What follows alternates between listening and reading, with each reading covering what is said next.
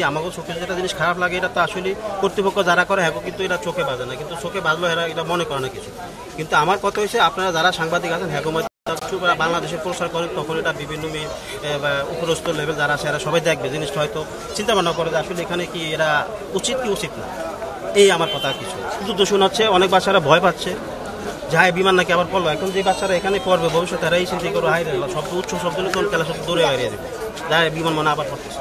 এটাই স্বাভাবিক। নতুন কর্তৃপক্ষ যারা আছে কাছে বলতেছে এটা যে আপনারা বিশেষ বিবেচনা করে আপনাদের মতে যেটা ভালো হয় সেটা আপনারা সিদ্ধান্ত।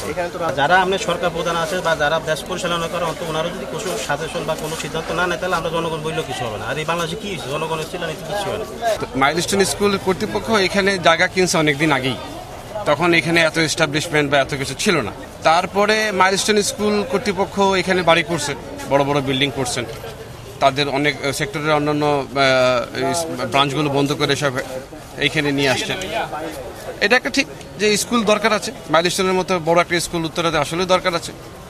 উত্তরাতে মানুষের জনসংখ্যা বাড়তেছে, উত্তরাতে অনেক মাইলস্টোন স্কুলে কয়েক হাজার হাজার ছাত্রছাত্রীরা পড়ে, স্কুলের মানসম্পন্ন একটা স্কুল। কিন্তু লোকেশন ওয়াইজ এখন বর্তমান সময়ের পরিবর্তনে মাইলস্টোনের যে লোকেশনের কারণ হয়তো এটা একটা ডেঞ্জারাস বা একটা সিচুয়েশনের জায়গা হয়েছে।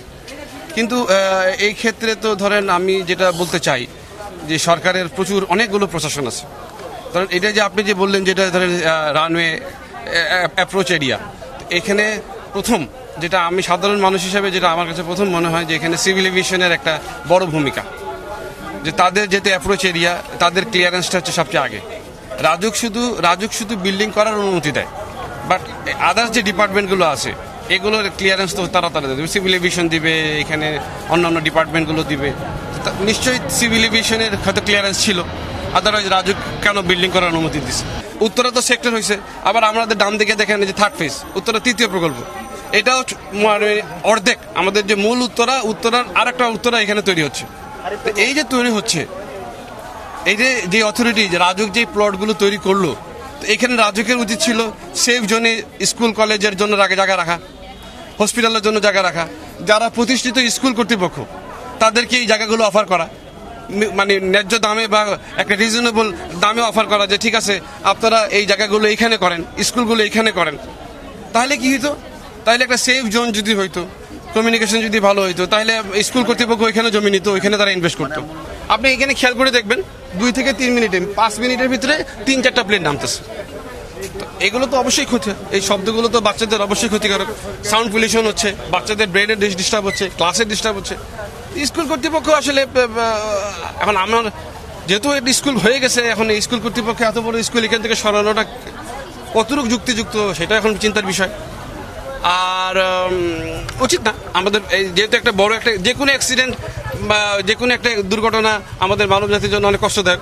আর এখানে যদি স্কুলের একটা এত বড় একটা অ্যাক্সিডেন্ট হয়েছে, এত নিষ্পাপ নিরীহ বাচ্চাগুলো মারা গেছেন, আমারও ছোট ছোট বাচ্চা আছে, আমিও তো জানি বাচ্চা হারানোর বেদনা তো আমারও ফিল হয়।